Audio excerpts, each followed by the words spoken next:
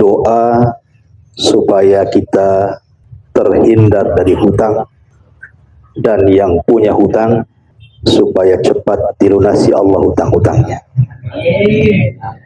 Jadi ini kita akan membahas satu doa penting ini ya. Doa ini antum bisa baca di pagi dan juga di petang hari. Ma'asyiral muslimin yang dimuliakan Allah Subhanahu wa taala, dahulu di zaman Nabi sallallahu alaihi wasallam, Nabi sallallahu alaihi wasallam suatu ketika berjalan dari rumahnya menuju masjid. Rupanya di masjid itu ada anak muda yang sedang murung. Nampak kesusahan di wajahnya. Karena biasanya orang yang susah itu nampak murung durja di wajahnya. Sehingga Nabi sallallahu alaihi wasallam bertanya kepada anak muda ini. Anak muda ini namanya Abu Umamah radhiyallahu anhu. Nabi heran. Kenapa? Karena anak muda ini duduk di pojok masjid bukan di waktu sholat, tapi di waktu duha. Karena biasanya di waktu duha di zaman itu kan orang sibuk berniaga, yang berniaga, yang punya kebun sibuk dengan kebunnya, yang bekerja sibuk dengan kerjanya. Sama juga hari ini juga sama, waktu duha itu waktu sibuk-sibuknya orang kerja kan. Mulai dari jam 7 sampai jam 12 itu orang sibuk. Yang ke kantor ya ke kantor, yang kerja di jalan raya, yang punya sawah ya ke sawah, yang ke ladang ke ladang. Jarang orang itu kalau pagi-pagi jam 7 sampai jam 11 itu ke masjid. Kecuali orang tertentu saja datang ke masjid itu. Makanya Nabi sallallahu alaihi wasallam heran dan mengatakan, "Araka jalisan fil masjid min ghairi waqti shalah." Ada apa dengan kau wahai Abu Umamah? Ini bukan waktu salat, kenapa kau duduk di sini? Harusnya kau kerja. Maka kata Abu Umamah radhiyallahu anhu mengatakan, "Humumun lazimatni ya Rasulullah wa duyun." Susah yang tidak bisa lepas dari kepalaku wahai Rasul, dan hutang yang menumpuk yang tidak bisa kulunasi. Maka Nabi sallallahu alaihi wasallam mengatakan, "Ya Abu Umamah, maukah ku ajarkan kepadamu doa yang kalau engkau baca di pagi dan petang hari, maka Allah Subhanahu wa taala akan hilangkan kesusahanmu dan Allah akan lunasi hutang-hutang." Tentu orang susah dikasih solusi kan langsung tanggap. Tentu wahai Rasul. Doa apa itu? Tolong ajarkan kepadaku. Maka Nabi sallallahu alaihi wasallam mengajarkan kepada Abu Umamah, "Ya Abu Umamah, bacalah apabila engkau berada di pagi dan petang hari doa ini. Allahumma inni a'udzubika minal hammi wal hazan, wa a'udzubika minal ajzi wal kasal, wa a'udzubika minal jubni wal bukhli, wa a'udzubika min ghalabatid daini wa qahrir rijal." Hafal doanya ya. Nanti kita tulis lah ya. Jadi di sini Nabi sallallahu alaihi wasallam meminta kepada kita untuk berdoa berlindung dari 8 perkara. Jangan sampai 8 perkara ini menyerang hati setiap kita. Sebab kalau kita diserang dengan 8 perkara ini, hidup kita tidak akan kokoh. Hidup kita akan lemah. Hidup kita akan sengsara dan susah. Maka minta kepada Allah jangan sampai 8 perkara ini ada pada kita. Yang pertama dan kedua, Rasul mengatakan dan mengajarkan doa kepada kita, Allahumma inni a'udzubika minal hammi wal hazan. Ya Allah, aku berlindung kepadamu dari kesusahan dan dari duka cita. Orang susah itu akan menggelapkan pikiran. Kalau orang susah kan susah juga pikiran kita kan. Dan biasanya orang susah itu susah untuk berpikir. Dan saya yakin setiap kita pasti mengalami kesusahan ini. Masalahnya macam-macam orang susah itu. Entah karena hutang dia susah, entah karena urusan rumah tangga suami istri mau bercerai akhirnya susah, entah karena anak-anaknya nakal dia pun susah, entah karena mau nikah nggak dapat jodoh pun dia susah. akhirnya menjomblo jadi bujang lapuk, susah juga hidup akhirnya. Jadi susah itu macam-macam. Ada yang ditimpa penyakit berkepanjangan tak sembuh-sembuh, susah juga dia. Sampai ada orang-orang yang saking susahnya mau mengakhiri hidupnya. Kan banyak. Lantaran susah ekonomi, minum racun, mati dia. Seperti banyak kan kasus-kasus di YouTube itu. Berita-berita satu keluarga diracun sama orang tuanya supaya mati semuanya. Kenapa alasannya? Karena kesusahan ekonomi. Begitulah orang susah tidak bisa berpikir. Padahal setiap permasalahan itu bukan berarti tidak bisa diuraikan, bisa. Tidak ada benang yang kusut kecuali bisa diuraikan. Tidak pula ada air yang keruh kecuali bisa dijernihkan. Masalah apapun itu pasti ada jalan keluarnya. Makanya kenapa penyakit susah ini bahaya. Bahaya orang kalau susah itu gelap pikiran, tidak bisa berpikir. Makanya kita berlindung dari susah. Jangan sampai ditimpa kesusahan. Karena orang susah itu tidak bisa berpikir. Jalannya pun akan doyong. Pandangannya pun tidak akan jauh. Orang susah itu pokoknya susah segalanya. Ya. Minta kepada Allah jangan ditimpa kesusahan. Kemudian yang kedua wal hazan. Hazan itu artinya duka cita, sedih. Mungkin dulu dia punya orang tua belum berbakti kemudian meninggal, sedih kepikiran dengan orang tua. Mungkin dulu yang punya anak meninggal anaknya, melihat tetangganya punya anak banyak, terpikir coba anak saya masih hidup sudah besar, rasanya enak, susah dia akhirnya, duka cita, sedih. Ya. Dulu punya rumah kena gempa habis, sedih dia terpikir. Jadi sedih ini biasanya memikirkan sesuatu yang sudah berlalu. Kepikiran jadi sedih dia. Kalau susah itu biasanya kepikiran menghadapi yang akan datang. Jadi susah pikirannya. Memandang pendidikan anaknya nanti ke masa depan cemana anak saya gitu kan. Ini utang banyak, sebentar lagi orang mau datang meminta utang, macam mana pula saya harus bayar. Nah, jadi kalau susah itu menghadapi masa depan.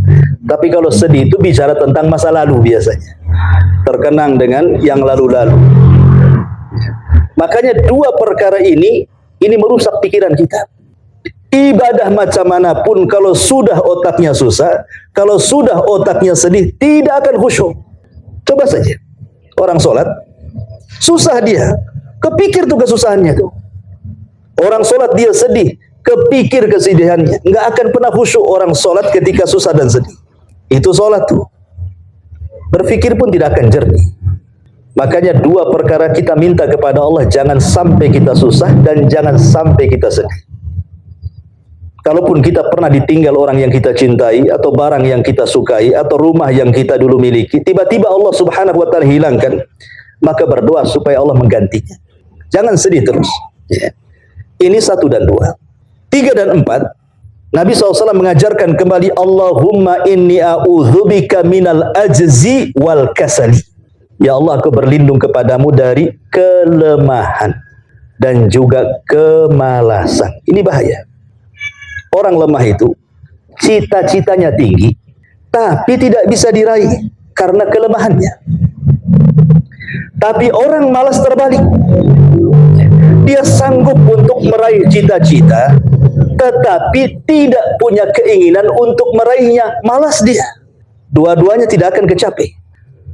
Anda punya angan-angan, punya cita-cita tinggi sekalipun, orang lemah tidak akan bisa meraihnya. Orang malas pun tidak bisa meraihnya. Anda ini terpikir pengen punya rumah, punya kendaraan yang bagus, punya mobil, punya motor yang bagus gitu ya. Tapi kalau seandainya kita lemah, entah karena sakit sehingga tidak bisa bekerja mencari uang, ya kan? Entah karena banyak masalah akhirnya badannya tidak bisa bergerak gitu ya. Sehingga hanya angan-angan saja pengen kerja, tapi tidak kerja-kerja. Maka selamanya cita-cita itu tidak akan teraih kan? Ataupun orang yang malas gitu. Sebenarnya dia bisa kerja, dia sehat, punya skill, dia bisa melangkah itu. Tapi tak punya keinginan, malas. Apalah yang dilakukan orang malas itu, ikhwan? Duduk saja, termenung, tidur, itulah kerjanya orang malas tuh. Ya. Kita berlindung dari dua perkara ini. Jangan sampai lemah dan jangan pula sampai malas. Sering saya contohkan, panggilan azan saja di masjid itu. Kalau orang lemah, Dia pengen ke masjid tapi tidak bisa. Kenapa? Boleh jadi dia sakit. Pengen ke masjid itu berjamaah tapi tidak bisa. Kakinya tidak bisa dilangkahkan. Boleh dia stroke, asam urat, gula dan begitu seterusnya. Tidak bisa dia sampai ke masjid. Padahal masjidnya sebelah rumah. Tapi ada yang bisa melangkahkan kakinya. Tinggal 2 langkah dia ke masjid. Tidak akan bisa. Berlindung kepada Allah jangan sampai malas. Berlindung kepada Allah jangan sampai lemah. Ya. Ini yang ketiga dan keempat. Yang kelima dan keenam, Nabi mengatakan, Allahumma inni a'udzubika minal jubni wal bukhli. Ya Allah, aku berlindung kepadamu dari sifat pengecut dan juga dari sifat bakhil. Orang bakhil ini bahaya, dan orang pengecut ini bahaya. Dan orang pengecut ini bahaya. Orang pengecut atau penakut, dia tidak akan sukses selamanya. Baik cerita atau penakut, dia tidak akan sukses selamanya. Baik cerita agama atau cerita dunia. Orang penakut itu tidak akan bisa. Dia punya modal, kemudian punya skill, tapi tidak punya keberanian. Mau usaha nggak akan bisa. Karena hanya orang nekat yang berani yang akan sukses. Walaupun mungkin di awal dia bisnis, dia mungkin boleh jadi tidak berhasil, tapi ada pengetahuan untuk melangkah ke depannya. Tapi orang pengecut ini tidak akan berjalan, dia diam saja di tempat. Modal ada, relasi banyak, skill ada, tidak akan maju, nggak berani. Takut bangkrut, takut hilang, takut ini, takut itu. Ya akhirnya bergerak di tempat dia. Ya begitu-begitu saja kehidupannya. Tidak akan pernah meningkat. Itu urusan dunia tuh. Apalagi urusan agama. Pengecut. Tidak mau menasihati, gak berani. Pamannya yang sudah berkeluarga, suami menasihati istri, gak berani. Menasihati anaknya gak berani. Dalam pekerjaan menasihati kawannya gak berani. Pengecut. Maka selamanya kerusakan akan ada terjadi di situ. Maka harus berani orang itu. Selama itu kebenaran sampaikan. Ya. Ataupun bakhil. Bakhil ini lebih bahaya lagi. Ada orang numpuk-numpuk harta, maksud dia itu menguasai harta, sudah tertumpuk hartanya, harta pula yang menguasai dia. Biasanya seperti itu. Harta itu menguasai kita. Niatnya kita kuasai harta, nanti kalau sudah kaya, saya sudah prediksi ini, saya mau sumbang masjid itu, musola ini, panti asuhan ini, pengen haji, pengen umroh, sudah kaya lupa semuanya tuh. Karena Rasul yang mengatakan kalau seandainya anak Adam ini diberi 2 lembah semua emas, pasti ingin 2 lembah emas yang lainnya. Karena Allah yang mengatakan jama'a malahu wa 'addada yahsabu anna malahu akhladah. Kalau orang suka ngitung kekayaan, pamannya punya kos-kosan 5 pintu. Sebelahnya ada tanah kosong tuh. Sudah kepikir itu tanah punya siapa tuh? Bisa dibeli, nambah lagi tuh kos-kosannya ke sebelah kan gitu ya. Terpikir ke situ tuh. Kepengen punya mobil, tak pala Corolla lah, ya. Mobil kompet pun jadilah, yang penting punya mobil. Sudah dapat mobil itu, nengok pula mobil ada yang tahunnya lebih tinggi lagi. Kapan dia punya duit? Bisa tukar tambah lah dengan mobil itu. Nanti sudah punya lagi, pengen lagi seperti itu. Itulah dunia menguasai kita. Makanya hadis Rasul mengatakan ta'isa abdud dinar wa ta'isa abdu dirham. Celaka hamba-hamba dinar, dirham, rupiah, dolar, ringgit dan begitu seterusnya. Karena ada orang yang niatnya menguasai harta, justru harta pula yang menguasai dirinya. Makanya ketika itu pasti bakhil. Orang kalau sudah dikuasai harta, pasti dia bakhil. Tidak mungkin dia menjadi orang yang dermawan, itu mustahil. Lihat Qarun. Qarun ini ulamanya Bani Israel. Kalau dia baca kitab Taurat Nabi Musa itu indah suaranya. Suka Bani Israel kalau Qarun membaca Taurat itu. Indah sekali, sampai-sampai julukannya disebut Munawwir. Saking indahnya suara kalau dia ngaji Taurat tuh. Qarun dipuji suaranya. Datang kepada Nabi Musa, ya Musa tolonglah doakan kepadaku. Ada enggak amalan-amalan yang bisa mendatangkan rizki kepadaku? Musa pun kemudian membekali dengan doa Ismul A'zam, nama-nama Allah yang agung. Akhirnya dibukakan dunia kepada Qarun. Sudah kaya, datang syariat Musa meminta zakat. Apa kata Qarun? Enak saja orang itu minta zakat katanya. Innama utitu min ilmin indi. Ini kekayaan ini hasil daripada kecerdasanku. Kalau aku tidak cerdas tidak mungkin kaya. Padahal dia tidak sadar bahwa harta itu titipan Allah. Kalau Allah mau mengambilnya, bisa saja kapan saja. Begitulah orang bakhil. Lebih celakanya, sampai bakhil ini bukan hanya sekedar harta. Sampai kepada orang bakhil, senyum pun bakhil. Ada orang yang senyum bakhil tuh, tidak mau dia senyum. Senyum itu kalau ada maunya saja dia. Ya. Nampak nih senyum-senyum, ada apa? Biasa pun tak senyum. Ini ada apa-apa nih? Ada udang di balik batu. Ya. Ada orang yang bakhil sampai senyum pun tidak mau. Ya. Jadi maunya itu serius saja wajahnya gitu ya. Bahkan ada yang lebih parah, bukan hanya bakhil kepada orang lain, sampai sama dirinya sendiri dia bakhil. Uangnya banyak, pakaiannya compang-camping, makannya kentang rebus. Dia bisa lah beli makanan yang enak, kan itu. Karena khawatir kalau dia belikan ini, belikan itu, makan ini, makan itu, habis duitnya. Bakhil. Sama dirinya sendiri dia bakhil. Kalau sama dirinya dia bakhil, sama orang lain lebih bakhil lagi lah kan gitu ya. Jadi bahaya ini sifat kikir dan bakhil ini. Makanya Rasul meminta kepada kita untuk berlindung dari sifat pengecut dan juga bakhil. Ini yang keempat yang pembahasan kita. Allahumma inni a'udzubika min ghalabatid daini wa qahri rijal. Ya Allah, aku berlindung kepadamu, jangan sampai ditimpa dengan pengaruh hutang. Jangan sampai ditimpa pengaruh hutang. Ataupun jangan sampai dikuasai manusia. Hutang ini repot ikhwan.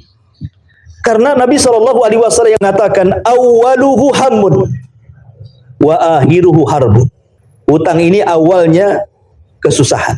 Orang kalau punya hutang susah hidupnya. Apalagi kalau hutangnya besar, waktu melunasinya sudah dekat, uang untuk melunasinya pula tak ada. Apa tidak stres itu? Malamnya saya pastikan tidak akan tidur. Kalaupun tidur, mimpinya pasti ketemu debt collector tuh. Pasti tuh. Udah kepikiran tuh. Ya, karena kadang-kadang mimpi itu karena banyak berpikir sehingga masuk ke dalam mimpi itu. Sampai mimpinya dikejar-kejar sama orang yang dihutangi itu. Makanya Rasul mengatakan awwaluhu hammun. Orang yang punya hutang itu awalnya pasti stres, bingung. Ya, cemana ini kan ini. Wa akhiruhu harbun. Dan akhirnya pasti perang. Perang dengan orang yang kita pinjam hutangnya. Kadang-kadang di negeri kita ini yang payah, yang sangar itu yang berutang. Yang marah-marah itu yang berutang biasanya. Harusnya yang marah itu yang ngutangi kan begitu. Uangku diambil kamu, kenapa kau pula yang marah kan gitu ya? Kan aneh. Betapa banyak orang yang nagih hutang kemudian dimaki-maki sama orang yang hutang tuh. Kamu lagi. Sudah saya bilang saya nggak ada duit. Lah datang dia pinjam hutang, subhanallah. Pujiannya tingkat tinggi. Oh kamu ganteng, kamu cantik, kamu baik, tolonglah pinjamkan. Giliran kemudian mau bayar jadi setan mukanya. Subhanallah. Itulah orang yang hutang itu. Bahaya sekali. Ya. Dalam riwayat yang lain Nabi mengatakan lailuhu hammun wa naharuhu mazallatun. Malam hari dia bingung, siang hari dia hilang. Biasanya begitu. Jadi orang punya hutang itu munculnya malam-malam saja dia. Tapi kalau siang itu ngumpet di mana tak tahu. Sampai-sampai ada orang yang nagih hutang itu, bapaknya itu sudah nampak tuh di gorden atau ibunya. Nak bilang, nak, bapak tak ada, ibu tak ada, anaknya pula bakhlun, anaknya pula tolol gitu. Bilang pula sama yang nagih hutang, tadi kata bapak tak ada. Stres, makin stres kan itu ya.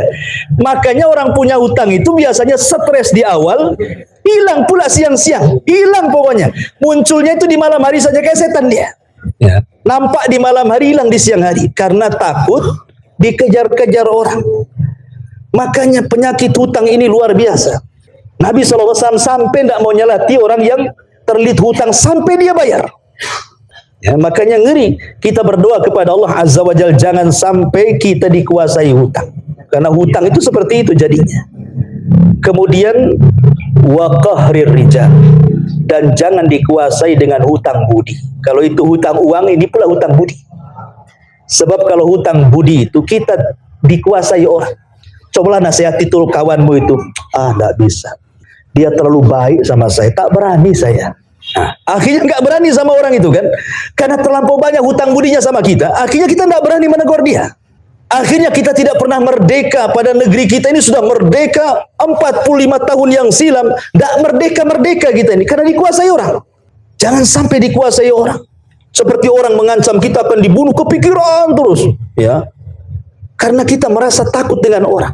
Jangan pernah takut dengan orang, takutlah kepada Allah. Jangan sampai dikuasai orang. Ini dua penyakit bahaya, terpengaruh dengan hutang dan jangan sampai dikuasai orang. Kemudian kata Abu Umamah setelah dia membaca doa ini pagi petang, dia mengatakan, demi Allah setelah aku rutinkan bacaan ini, azhaba anni hammi wa qada anni daini. Rupanya Allah hilangkan kesusahanku dan Allah lunasi seluruh hutang-hutang. Maka ini pelajaran bagi Anda yang mungkin terlilit hutang, merasa takut, sering-seringlah baca doa ini. Di pagi kita baca, di petang kita baca, Allahumma inni a'udzubika minal hammi wal hazan, wa a'udzubika minal azzi wal kasal, wa a'udzubika minal jubni wal bukhli, wa a'udzubika min ghalabati daini wa qahrir rijal. 8 perkara semoga dihilangkan dalam kehidupan kita dengan cara membaca doa ini. Karena begini, ikhwafidin yang dimuliakan Allah Subhanahu wa taala, doa itu mengetuk pintu langit. Ingat, doa itu mengetuk pintu langit. Kalau seandainya saya tidak suka dengan Anda, kemudian saya dalam rumah, otomatis ketika Anda datang ke rumah saya ngetuk pintu, kira-kira dibuka enggak? Enggak akan dibuka, karena saya benci. Saya tidak suka dengan dia, ngapain dia ketuk-ketuk rumah saya? Tapi kalau seandainya terus dia ketuk dari pagi sampai sore, dari sore sampai pagi, dari pagi lagi sampai sore, dari sore lagi sampai pagi, seminggu dia ketuk rumah kita, kira-kira dibuka nggak tuh pintu? Kan gitu. Pasti dibuka lah kan gitu. Bisik orang ini. Terus seminggu kita ketuk rumah saja. Mungkin dibuka karena emosi, atau dibuka mungkin tanya kenapa kita ketuk terus. Kan gitu. Artinya bahwa manusia saja kalau diketuk-ketuk pintunya pasti dibuka. Sementara kita mengetuk pintu langit. Tidak mungkin Allah tidak membukakan pintu langit karena doa-doa kita. Jadi kalau kita banyak berdoa terus, berdoa lama-lama, pintu langit akan dibuka. Dan Allah pun pasti akan mengijabah setiap doa hamba-hambanya. Dan ingat bahwa pengijabahan doa itu, terkadang Allah kasih cash. Kita utang banyak, baca doa ini sambil ikhtiar, rupanya sebulan sudah lunas. Seperti sahabat Abu Umamah ini, langsung cash. Ya. Ijabahnya. Terkadang sengaja Allah Subhanahu wa taala tidak langsung kabulkan doa itu, sengaja Allah buat celengan di akhirat untuk meningkatkan derajat kita di surga. Atau boleh jadi terkadang pengabulan doa itu yang diijabah lain pula, yang diminta lain pula. Kita minta rumah tapi yang diijabah lain lagi. Contoh umpamanya, ya Allah, saya ini ngontrak terus gitu. Udah ngontrak tidak di kota, di pinggir lagi. Pendek rumah, pakai seng. Pokoknya AC pun tak ada. Stres hidup ini. Tolonglah kasih kerjaan yang layak dan begitu seterusnya. Nggak dikasih sama Allah. Rupanya dia jalan di jalan raya pakai motor. Rupanya ada kecelakaan yang nyaris motor kita tertabrak. Rupanya Allah selamatkan. Jatuh pun paling lecet. Kasih betadin sembuh dia. Oh, begitu cara Allah pengabulan. Kita minta rumah, Allah pula selamatkan kita di jalan. Sebab kalau seandainya Allah kabulkan, kita dikasih rumah seharga 500 juta umpamanya rumah itu.